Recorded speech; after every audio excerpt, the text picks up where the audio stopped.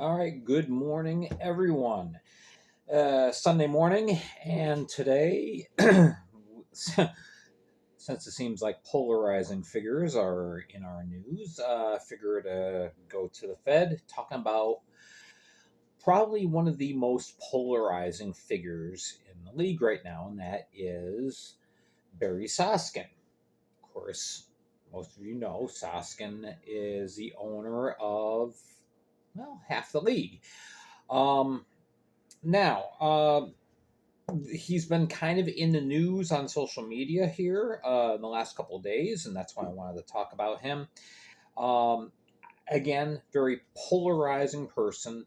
Um, I have my opinions about him, but today we're not going to be talking about my opinions on him. We're going to be talking about your opinions on him. And I thought I would read through a list of comments that a lot of you have made and posted and discuss a little bit. So, of course, Barry Soskin, he's been involved in owning hockey teams for a long time. He's also owned a couple baseball teams as well. But 1991 was the first hockey team that he owned. That was the Toledo Storm of the ECHL. And he actually had ownership or part ownership of the club for 16 seasons. All right. He also had a stake in ownership with the Nashville Nighthawks of the old Central Hockey League, and then after a period of time, he kind of focused on juniors.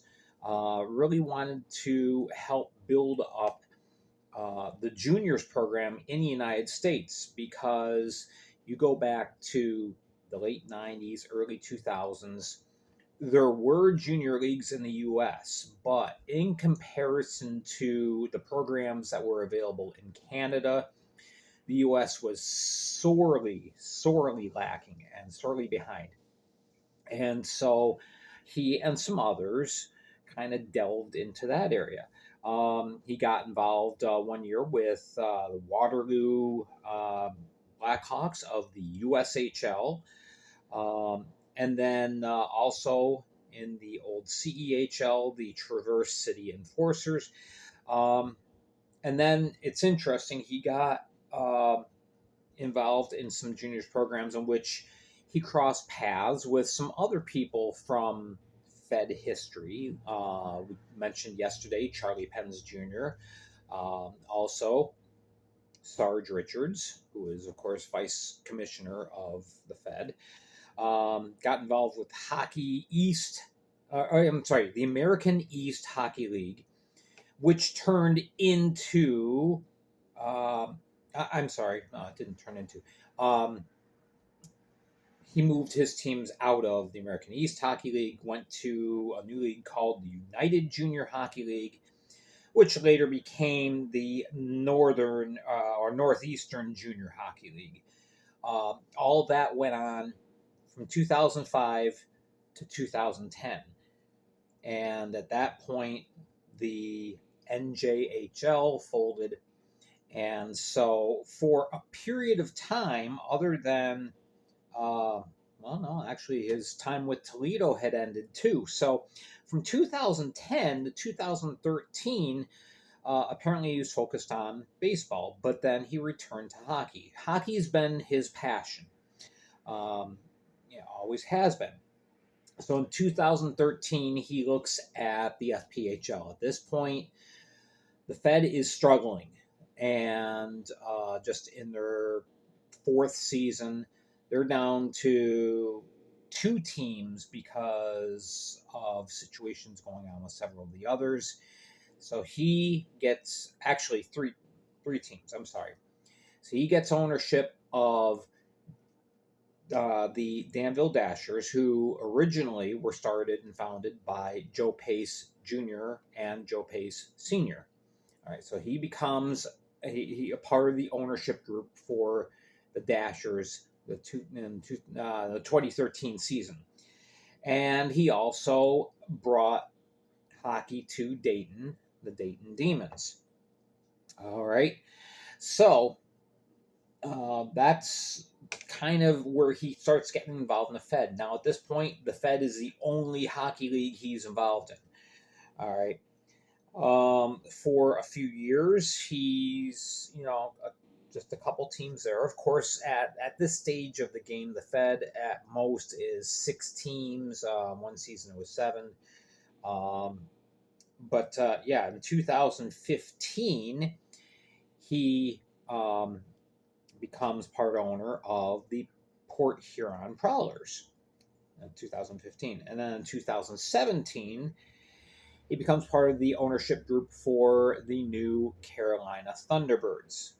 So during the 2017 season, he's now owner or part owner of 3 of the 6 teams. In 2019, the league is expanding, so now it's 3 out of 10. He's got Port Huron, he's got Carolina, and he's got the Dashers. Of course, 2019 to 2020 would be the first Dashers team last season. All right, so we have COVID. Get through that. 2021, we start off in earnest, in which Soskin really starts kind of building up what one person listed as his hockey empire. All right, 2021, he's got 2 of the 7 teams in the league, Carolina and Port Huron. The following year, the league expands to 10 teams, and he is part of the ownership group for Mississippi.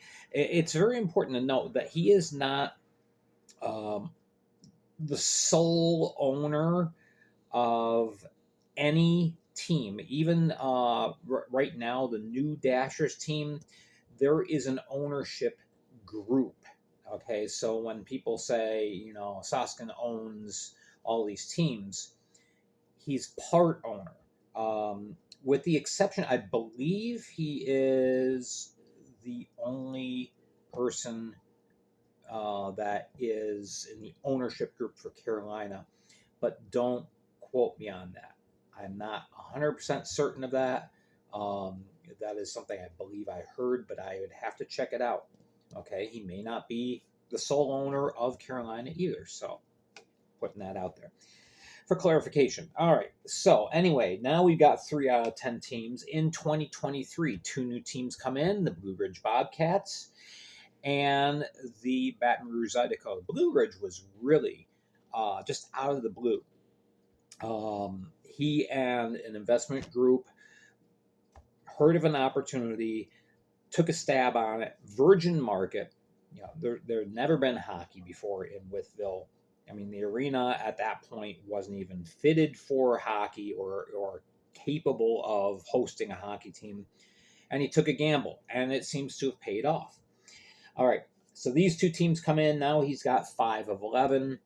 And then, of course, for this upcoming season, now we've got Dashers and Watertown as well. He is part of a majority group that has control of the Watertown Wolves. Okay, he's not the sole owner there either. So anyway, the fact that it was announced this last week that he was part of the ownership group for Watertown triggered quite a lot of conversation. And I just want to go through, I want to spend some time reading comments from different people as soon as I get into this thing. Okay. And we'll just go through. Okay. The initial post that kind of triggered this latest explosion of information on social media regarding Soskin was posted by Mitchell Griggs, who posted, "So now Barry Soskin owns 50% of the Watertown Wolves. LOL, this man should just name the league after himself. If my count is right, he now has 7 or 8 teams. Would never happen in the SPHL, one guy owning 7 or 8 teams." Wow. Okay. And there were some comments that subsequently came through. All right. So we're just going to read through these. And, these are your opinions, okay? These aren't mine. All right. Bricktop writes, to have hockey or to not have hockey. I think we'd rather have hockey. Let's see. Stephen Bagnetto, he writes, Diamond Baseball Holdings owns and operates 35 teams.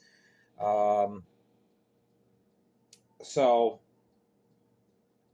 which is true, but that's a different scenario. They own teams over 11 different leagues. Mitchell Griggs responded very poignant message in response to this. And this is one of the core messages that I want to recap at the end.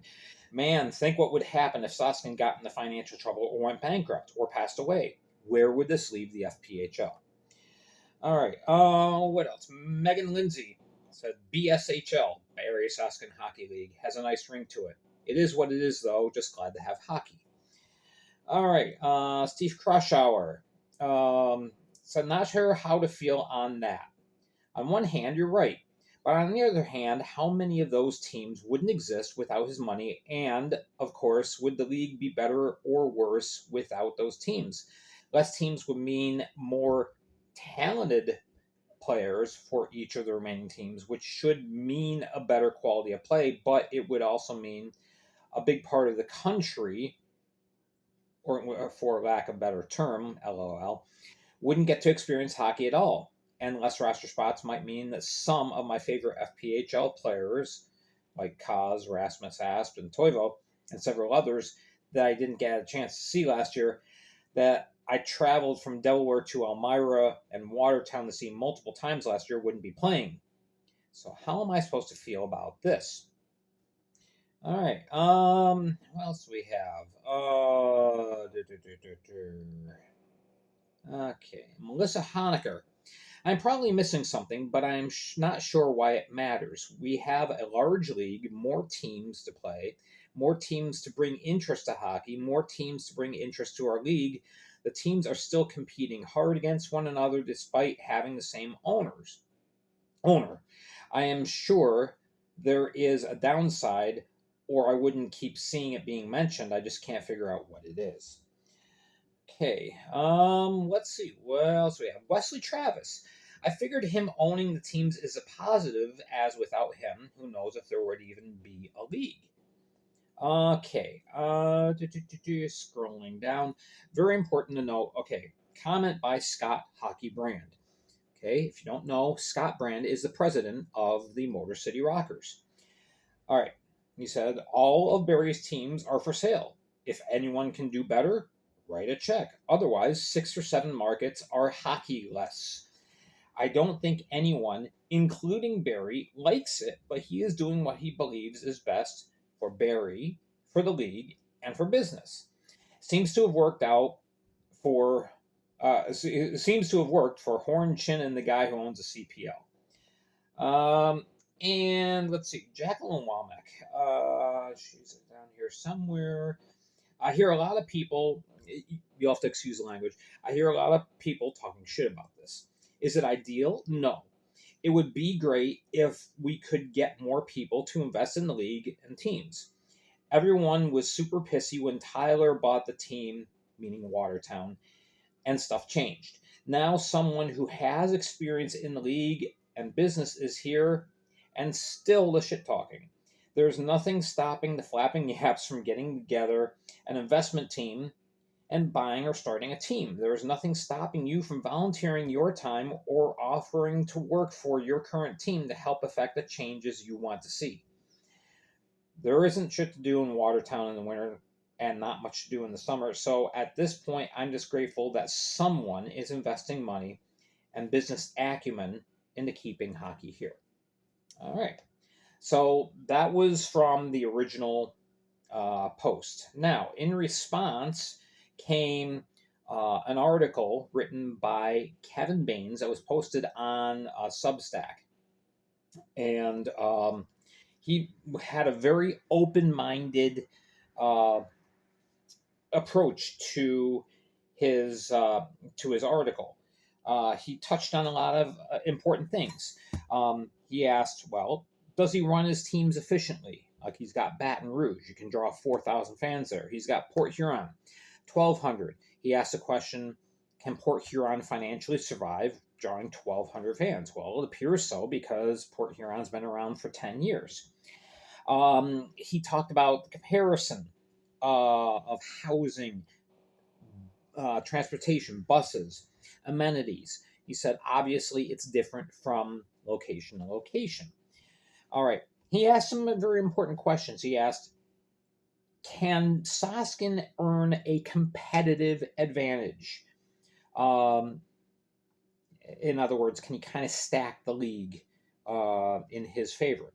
Well, as Baines looked at things, he said, I can't connect the dots. Basically, that's what he said. And it's like, I can't see any proof that this is happening. Can Soskin earn a financial advantage? Talked about cooking the books.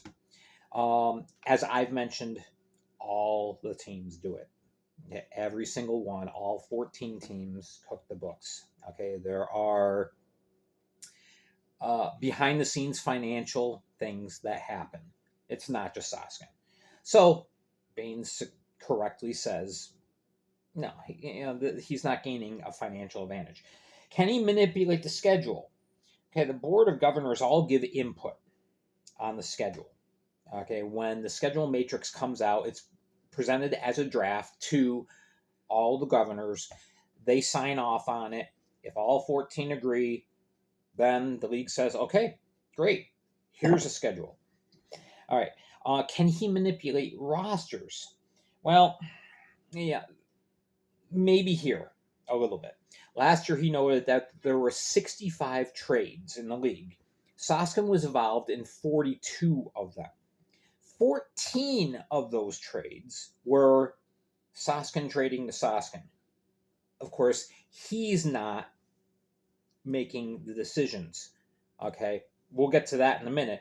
Another very important comment that is posted. All right.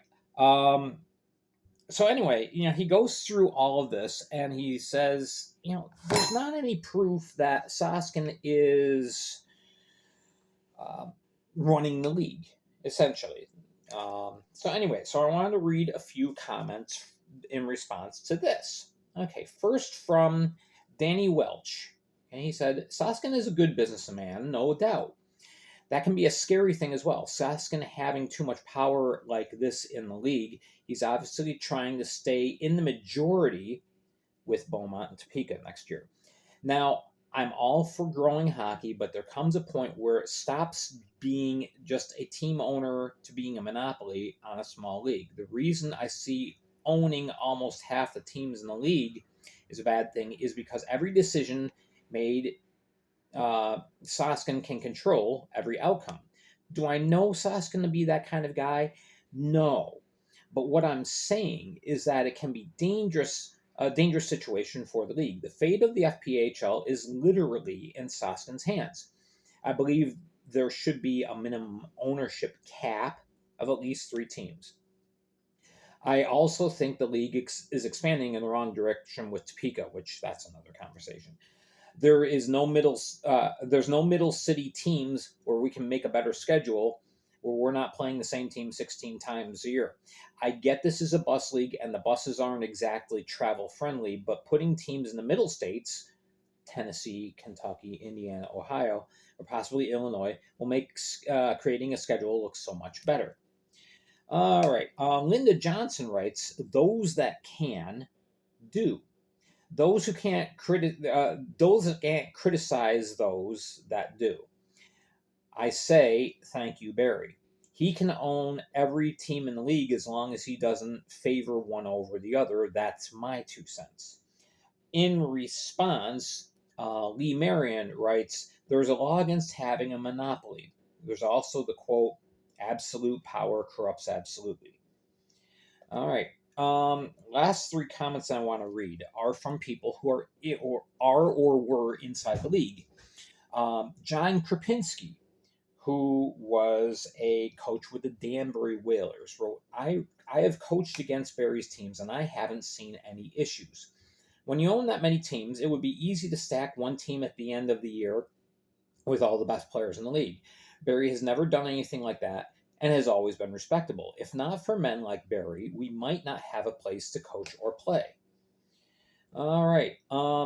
Comment from Andrew Sge Richards, Vice Commissioner of the League.